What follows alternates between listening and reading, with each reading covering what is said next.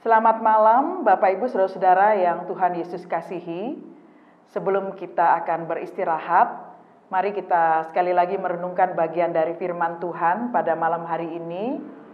Sebagaimana firman Tuhan yang sudah kita baca bersama-sama dengan keluarga kita tadi masih dari kitab Imamat pasal 5 ayat 14 sampai 19. Bapak Ibu Saudara-saudara, dalam Imamat 5 ayat 14 sampai 19 ini berbicara soal kurban penebus salah. Bagian dari firman Tuhan ini kita dapat mengerti bahwa Allah menginginkan pertobatan sejati. Bukan hanya sekedar bangsa Israel pada waktu itu diperintahkan untuk mempersembahkan kurban penebus salah ketika seseorang tidak sengaja berbuat dosa atau ketika seseorang melanggar kekudusan Tuhan. Makna dari firman Tuhan pada malam hari ini mau mengajak kita untuk mengerti bahwa pengampunan yang diberikan oleh Tuhan itu harus sungguh-sungguh diterima oleh kita dengan pertanggungjawaban kembali.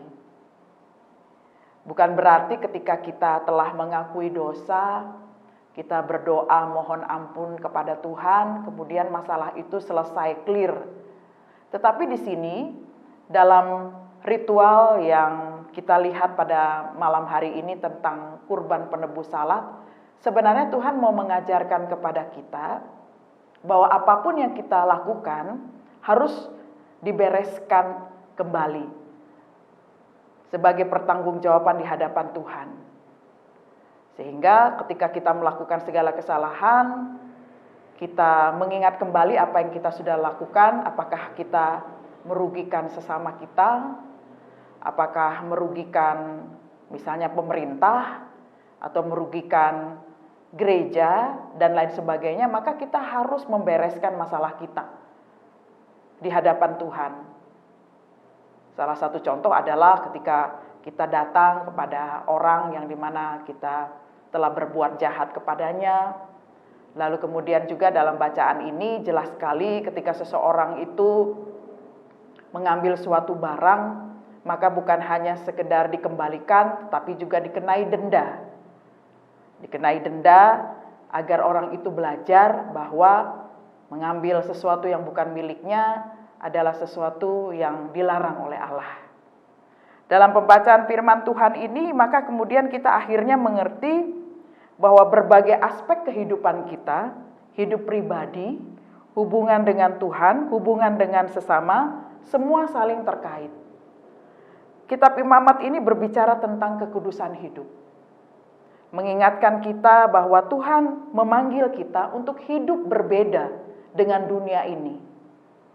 Sehingga Dia ingin bahwa kita semua adalah saksi-saksinya di tengah-tengah dunia yang kita tahu bahwa penuh dengan kejahatan ini. Dia ingin kita berbeda.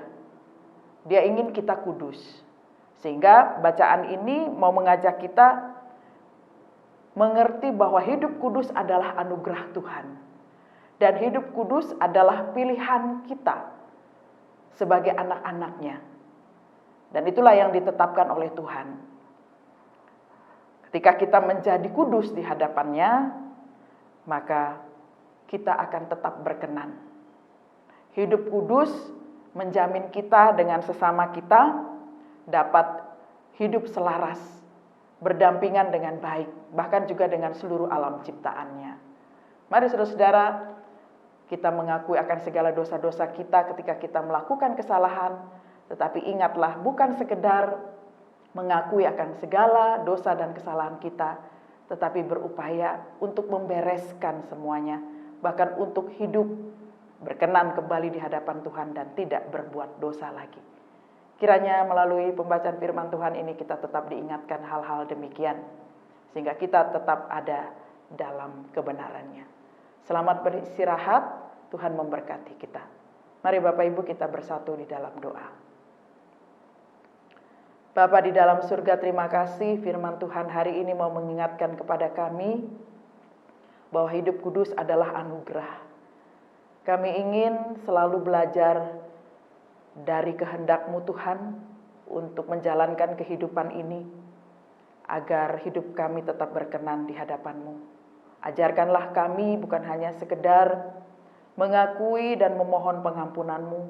Ajarkanlah kami juga Tuhan untuk bertanggung jawab dari semua apa yang kami lakukan dan membereskan segala sesuatunya itu dalam pertolongan Tuhan. Sehingga kami boleh hidup berdamai dengan Tuhan dan juga sesama, bahkan dengan diri kami sendiri. Lindungi kami sepanjang hari ini dalam malam istirahat kami ya Bapa, agar kami boleh beristirahat dengan tenang, sehingga besok kami boleh mendapatkan kekuatan baru untuk menjalankan aktivitas kami. Inilah syukur hati kami ya Tuhan, di dalam nama Tuhan Yesus Kristus kami telah berdoa. Amin.